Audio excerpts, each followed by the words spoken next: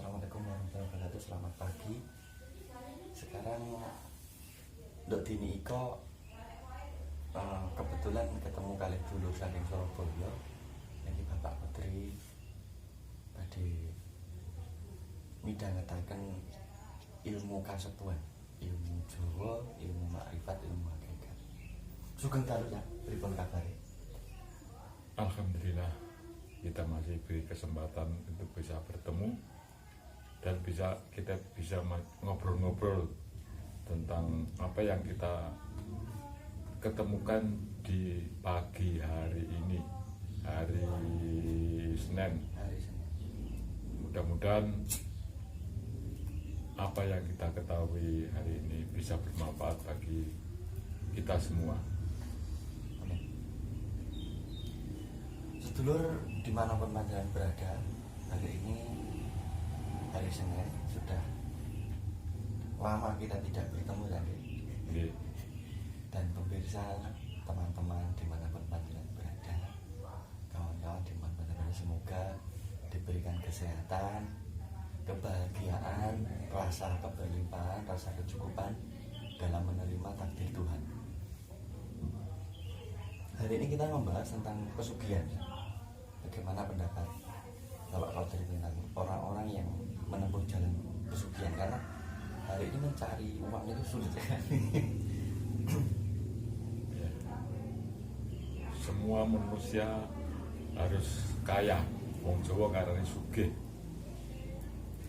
Kita orang yang beriman, bertakwa kepada Allah, ada jalur-jalur ingin memperkaya diri itu ada. Tapi dengan cara yang kita ketahui dari orang-orang yang mencari pesugihan, sebetulnya dia mempersulit dirinya sendiri, karena dia tahu dengan keilmuan itu, dan dia tahu apa nanti kalau sudah mendapat pesugihan itu madorotnya banyak sekali tentang hakikatnya. Hakikat itu kebenarannya Allah sendiri. Makanya itu kita sebagai manusia bertanggung jawab dengan jiwanya. Semua manusia hidup bersama rohnya. Nah, roh itulah yang kita bertanggung jawab. Tanggung jawab dengan rohnya itulah kita membawa jiwa, yang rasa dari jiwa itulah nanti kita disuruh bertanggung jawab dengan apa yang kita alami masa hidup ini. Sekali lagi saya anjurkan, boleh-boleh saja ingin ke sana, mau mencari solusi, mau silaturahmi, mau apalah yang kamu ketahui, urusan duniawi itu boleh-boleh aja. Tapi kita melihat ke belakang bahwa kita adalah umat Muhammad. Umat Muhammad sudah menganjurkan berimanlah kepada Allah yang Maha Dat, yang menguasai Dat seluruhnya. Nah, inilah menjadi problem kita sebagai manusia. Karena individu manusia sekarang ingin mempersingkat waktu. Maksudnya ingin mempersingkat waktu adalah waktu kita itu sebentar kita buat singkat untuk mencari kenikmatan duniawi. Sebetulnya Allah sendiri merahasiakan manusia itu sendiri, karena disuruh berusaha.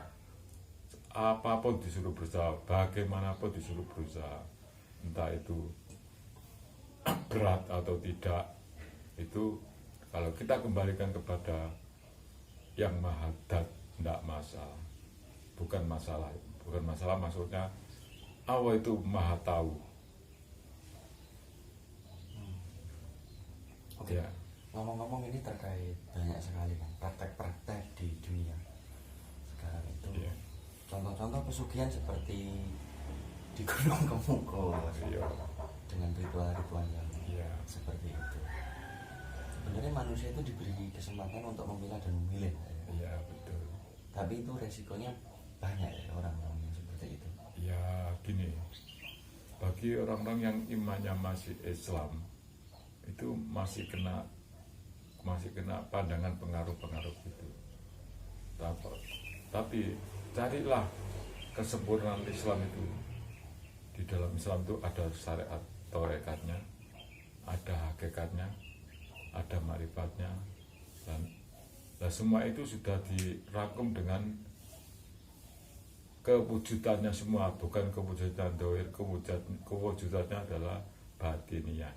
Ya itulah yang bisa mengelola di dalam ilmu Islam itu. Itulah yang orang-orang yang terselamatkan dari sisi Allah. Ya kalau mau mencari untuk silaturahmi, untuk pengetahuan baru, bagaimana kita menguatkan jiwa-jiwa kita, nggak masalah, tapi harus dengan pengalaman dari tuntunan kita Nabi Muhammad SAW. Apapun nanti keinginannya manusianya itu, kalau kita kembalikan kepada Sang Dat, Allah sendirilah yang menuntun. Ya, kita teruskan. Oh iya, terima kasih Pak jawabannya, ini sangat baik sekali tentang praktek-praktek pesugihan dan resikonya. Terus ini ada pertanyaan tentang sebenarnya kalau kita berbicara dunia ini, dunia ada dua, dunia yang nyata dengan dunia yang tidak nyata atau alam gaib. Ya, oke. Ya. Sudah disampaikan dalam Al-Quran, alladzina yu'minuna bil ghaib, yaitu mereka orang-orang yang beriman pada yang gaib. Ini kita bicara masalah gaib ini, apakah ada kaitannya dengan makhluk-makhluk yang tidak bisa kita lihat secara kasat mata? Contoh misal kita mendiami suatu tempat, di mana tempat itu angker misalnya, winyet misalnya, terus sakal, itu bagaimana menurut panjenengan? Apakah kita harus bersikap, apakah kita harus membiarkan mereka, atau mereka yang hidup di situ apakah dibiarkan begitu saja atau bagaimana? Ya, baik pertanyaannya. Gaib itu memang ada ya. Jadi orang syariat dan gaib itu rahasia. Sebetulnya gaib itu tidak rahasia. Gaib itu nyata kalau kita tahu hakikat dirinya, diri kita sendiri. Gaib nyata. Seperti kita contoh, kita tidur, badan kita tidak sadar kalau tidak tidur, tapi kenyataannya kita jalan-jalan kemana-mana ya, menurut kemampuannya waktu kita sadar itu. Nah inilah ya. Ini yang menjadi problem hidup itu. Jadi gaib itu sebetulnya hakikatnya gone ibadah. Lah ibadah itu ya kita sendiri yang bisa merasakan ke ibadah itu. Itu orang yang paham dengan hakikatnya. Ya, kita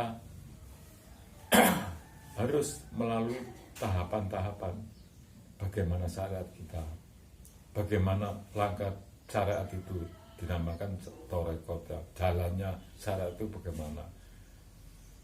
Kita masih ada pelanggaran dari syariat itu atau tidak, atau kita harus mengikuti Nabi atau tidak. Nah, itulah nanti yang kita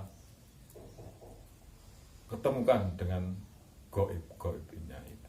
Ya, jadi gaib itu bukan dalam arti apa ya, barang-barang yang apa ya,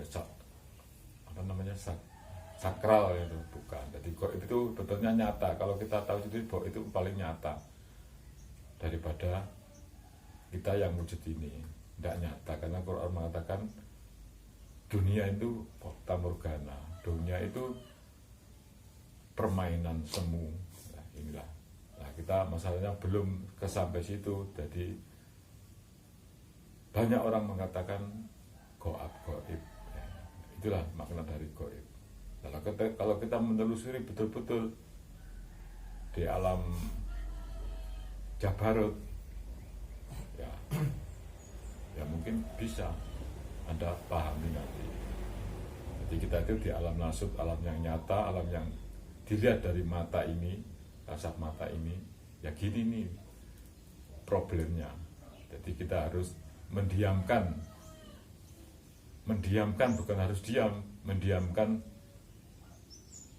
semua apa yang ciptaannya Allah ini untuk di diri kita, apapun itu problemnya, ya seperti mencari pesugihan, mencari solusi yang lain-lain. Jadi kalau Anda orang-orang beriman, pasti solusinya untuk menambah pengetahuan aja di diri kita, atau yang menguasai jiwa itulah. Karena semua paham dengan alastu birabbikum qalu bala. Ya, Syahidna. Kami tiupkan roh dan mengatakan ya kamu Tuhan. Ya itulah nanti perjanjian itu kita tanggung jawabkan dengan manusianya itu sendiri. Oke, terima kasih Cak. Jawabannya luar biasa. Oke kawan-kawanku semuanya, pagi hari ini kita sudah berbicara banyak mengenai tentang pengalaman spiritual dari Bapak Qadri, dan tentunya ini menjadi pengetahuan yang luas saya untuk wisata religi dan juga wisata spiritual yang ada di Nusantara ini. Tentunya ini menambah khasanah keilmuan ya, bahwa alam itu ada alam nasut, Jabarut, laut. Tingkatan yang pertama itu alam laut, malakut, Jabarut, nasut. Dan itu kita semua di keempat alam itu manusia diberi kesempatan untuk menguasainya. Betul. Apakah manusia itu bisa menentukan takdirnya atau Allah yang menentukan takdir? Ini pertanyaan yang sulit, karena ada beberapa dari komentator di YouTube itu bertanya tentang, Mas, apakah bisa manusia itu menentukan takdirnya atau Allah yang Maha Kuasa? Ini bagaimana jawabannya? Sementara semuanya apapun bisa, karena manusia itu unggul dari segala-gala makhluk. Nah, sekarang kita cukupkan di sini dulu aja. Nanti lain waktu, karena ini ada undangan dari teman. Hakiko kita tidak bisa meneruskan. Oke, terima kasih. Begitu Pak Qadri ya. Terima kasih. Nanti bisa dilanjut lagi kesempatan kawan-kawan semuanya. Dan Bapak Qadri ini mempunyai usaha. Barangkali kawan-kawan nanti bisa langsung saya sertakan nomor di bawah nantinya di deskripsi, bisa menghubungi Bapak Qadri untuk bekam ya. Iya. Pengobatan Nabi ya. Ya, sunnah Nabi. Sunnah Nabi, pengobatan ala Nabi Muhammad SAW. Tanpa mengandung bahan kimia, tanpa mengandung unsur kimia, tanpa anjuran dokter. Ini anjuran Rasulullah. Betul. Betul. Oke, terima kasih kawan-kawan semuanya dimanapun panjenengan berada.